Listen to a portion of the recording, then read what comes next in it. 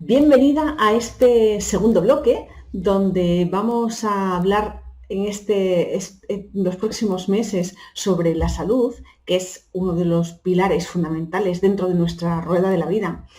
Y en este bloque vamos a hablar fundamentalmente de dos conceptos, uno que es la salud y otro que es la enfermedad. La Organización Mundial de la Salud nos define como salud un estado completo de bienestar físico, mental, social y no solamente la ausencia de afecciones o enfermedades. Pero a mí me gustaría planteártela de una manera más amplia. Me gustaría planteártela de una manera mucho más completa porque la salud al final es el equilibrio de nuestro organismo. Y para que nuestro organismo se dé una situación de equilibrio, tiene que estar en equilibrio nuestro cuerpo físico y nuestro cuerpo energético. No es que sean dos cuerpos, es el mismo cuerpo, pero con dos facetas. La faceta física y la energética. Y ese equilibrio no es algo constante, no es algo estático. Es un equilibrio donde interviene la interactuación de factores internos en el cuerpo y factores externos, factores ambientales, sociales, familiares. No solamente es la salud algo que nos sucede en nuestro cuerpo físico, sino algo que sucede en nuestro cuerpo físico y energético, con lo cual nuestro entorno también se va a ver afectado. Ante cualquier desequilibrio va a intentar siempre compensarlo, porque siempre va a estar en una permanente búsqueda de ese equilibrio. Por ejemplo, lo verás claro. Imagínate que tú cojeas, ¿vale? Y empiezas a cojear hoy y mañana tu cuerpo va a empezar a reestructurar tu posición, tu pisada, tu musculatura, tus cadenas musculares, tu estructura ósea. Va a empezar a compensar toda esa cojera para que tu cuerpo no sufra y encuentre su mejor equilibrio. ¿Qué sucede? Que a posteriori tu cuerpo va a empezar a manifestar dolores, contracturas. ¿Por qué? Porque es la manera que tiene tu cuerpo de quejarse de que ahí hay un desequilibrio, que lo está intentando compensar, pero que hay que atenderlo. No sé si lo veis. Bueno, pues que nuestro organismo se encuentra en equilibrio se puede apreciar por un aspecto exterior, ¿vale? Porque nuestro cuerpo presenta un color de cara, una hidratación de piel, un brillo en la mirada y además en el comportamiento y las acciones equilibradas de esa persona.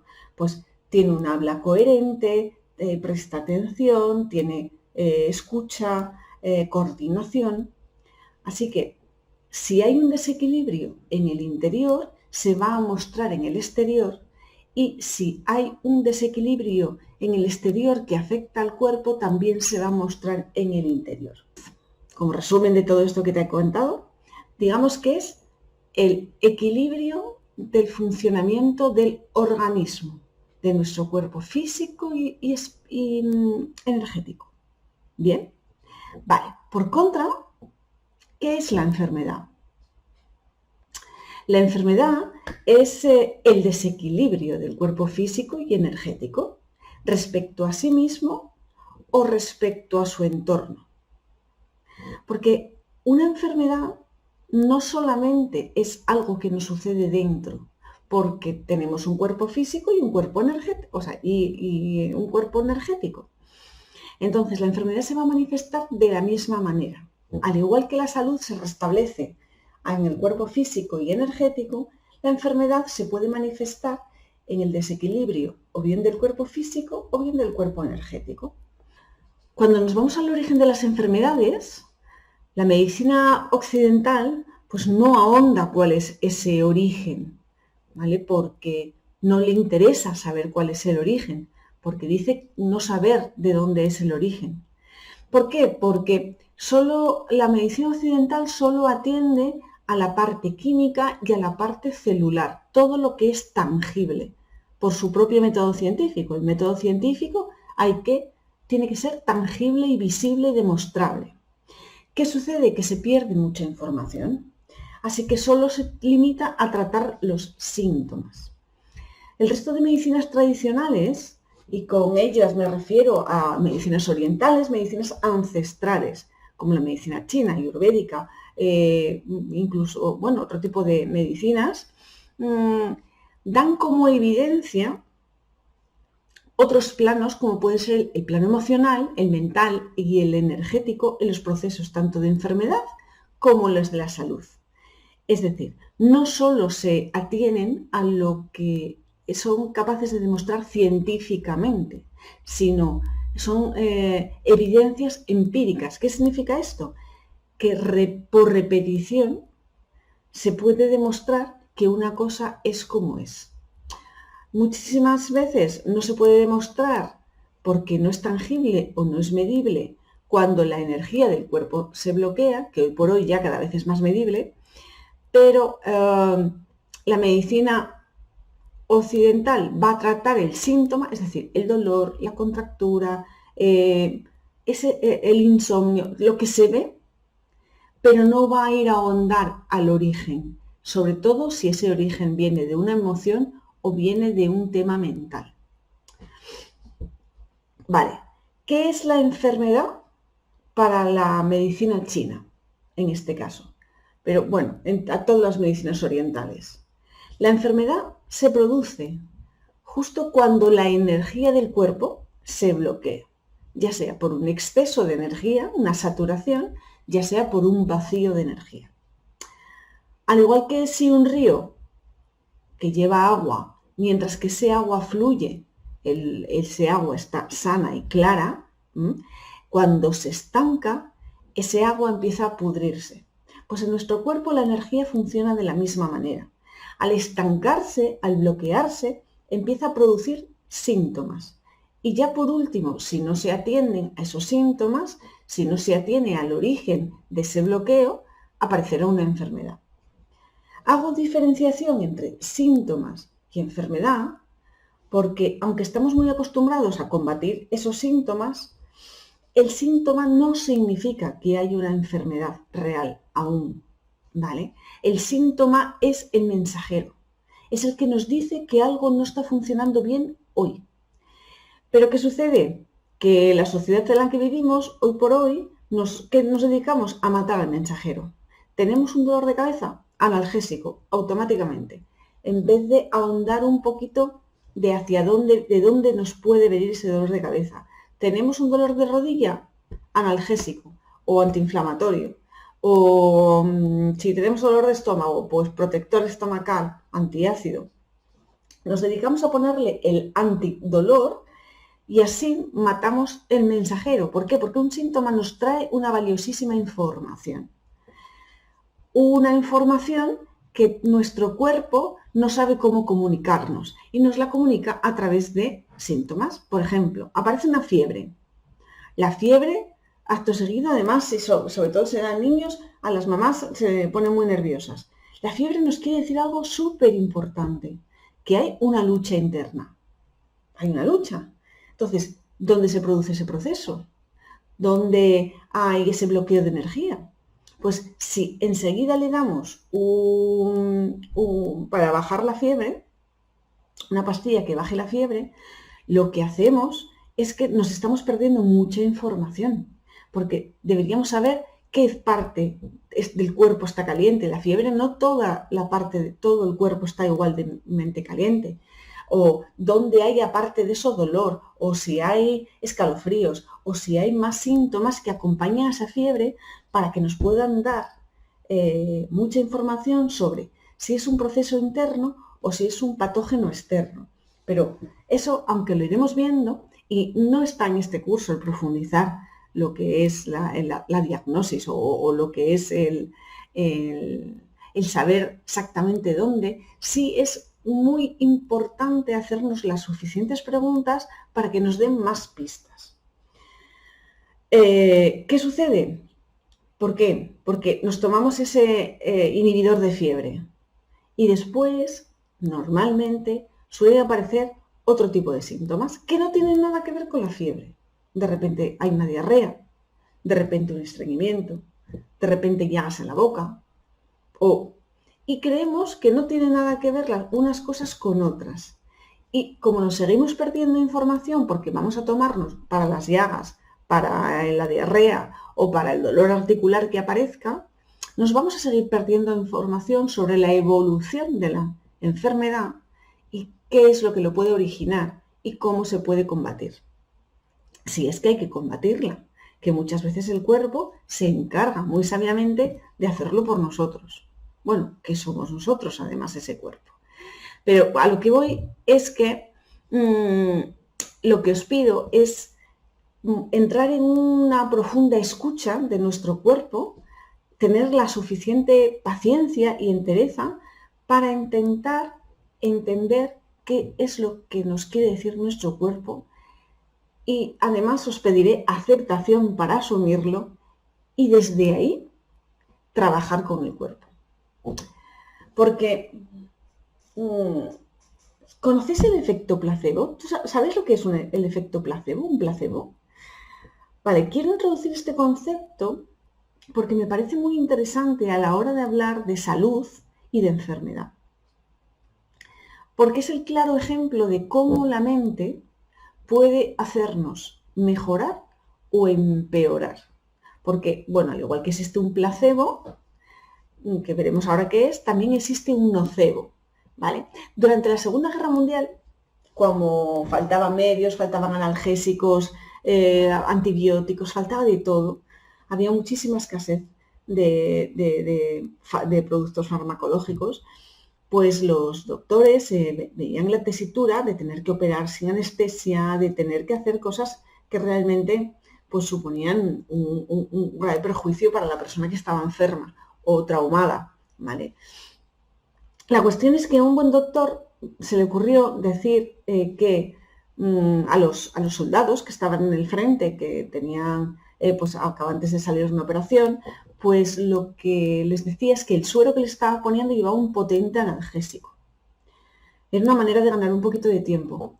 Pero empezó a darse cuenta de que en muchos casos ese efecto placebo, es decir, ese simplemente convencimiento de la persona que estaba enferma de que le estaban suministrando un suero con un potente analgésico, producía una relajación en su cuerpo que realmente hacía ese efecto analgésico, aunque en el suero no hubiera ni una gota de producto analgésico. Entonces empezaron a interesarse de por qué las personas mejoran cuando están convencidas de que lo que se están tomando o el tratamiento que le están aplicando es el que ellos necesitan, ¿vale? Y de hecho, hoy por hoy, la ciencia, para analizar ese método científico, se utilizan placebos. Es decir, se utilizan, por ejemplo, si quieren testar un medicamento, utilizan el medicamento en una muestra, utilizan en otra muestra de población algo, les dicen que es ese medicamento, pero no lleva nada de medicamento, y después ven cuáles son los resultados.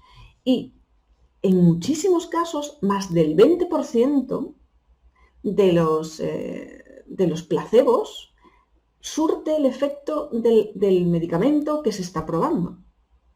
Con lo cual, que aquí la ciencia parece que no le da mucha credibilidad o mucha importancia a ese 20%, pero ¿qué sucede en la mente de las personas para que de 100 casos, 20 no le des nada y mejoren solos?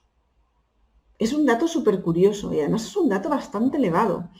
¿Qué es lo que sucede en nuestra cabeza cuando nosotros creemos que eso nos va a ayudar? Eso ahondaremos en ello. Y también quería presentaros el nocebo, justo lo contrario, que es cuando tú crees que algo te va a hacer daño y aunque no lleve, o sea, es decir, a ti te dan un medicamento o te dan un diagnóstico que te presenta por ejemplo, una enfermedad terminal, y no es verdad, porque hay equivocaciones, de hecho hay varios casos, y de hecho es un síndrome, es el síndrome de muerte por diagnóstico, donde a personas se les dijo que tenían una enfermedad terminal y esas personas después había un error de diagnóstico, no eran ellas las que estaban enfermas y esas personas desarrollaron la enfermedad diagnosticada y tuvieron problemas a futuro, incluso se provocó la muerte. Así que también hay ese componente mental y hay una relación muy estrecha entre la mente, las emociones, la salud y la enfermedad. Mucho más allá de lo que la medicina occidental, bueno, no occidental, la alópata, la que tenemos en nuestro día a día, plantea. Por suerte, hoy por hoy ya hay una corriente sanitaria, que es la neurociencia y la epigenética, que por suerte han llegado al mundo para quedarse y avanzan en la línea de cómo las emociones influyen el 100% en nuestra salud y cómo son determinantes en el caso de las enfermedades, pero también son determinantes en el caso de la curación, ¿vale? Entonces, me gustaría que si tratáramos eso que sí está en nuestras manos, vamos a ahondar mucho más en ello en los siguientes vídeos y en las siguientes sesiones. ¿Por qué? Porque todas nosotras, tenemos unos hábitos mentales y como hemos visto cuando veíamos creencias, son automáticos, son repetitivos, no sabemos esos patrones de dónde nos vienen, pero se establecen unas rutas neuronales y nuestro cerebro, cuando ve un estímulo X o piensa que tiene una enfermedad X o le pasa algo en su vida X, el cerebro, como ya le resulta conocido y es automático, genera un caminito. Pero ese caminito no es gratuito. Ese caminito llega a una parte de nuestro cuerpo, que es a nuestro sistema endocrino, y empieza a generar una serie de hormonas automáticamente, pues unas veces podrá ser endorfinas, ¿bien? Pero la gran mayoría va a ser cortisol, va a ser adrenalina, que nos van a hacer estar constantemente estresadas. Eso llega a todos los rincones de nuestro cuerpo con toda esa información y con una función de este cuerpo tiene que estar en alerta. ¿Qué sucede? Que esas células con toda esa información empiezan a generar otra serie de sustancias como son las proteínas que empiezan a actuar de una manera en concreto en nuestro cuerpo.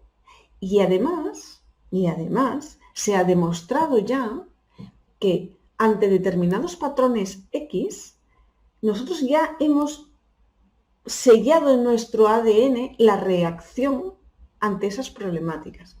Por eso muchas veces decimos, no, mira, es que yo tengo el mismo estrés que tiene mi madre, que tiene mi abuela, que tiene mi...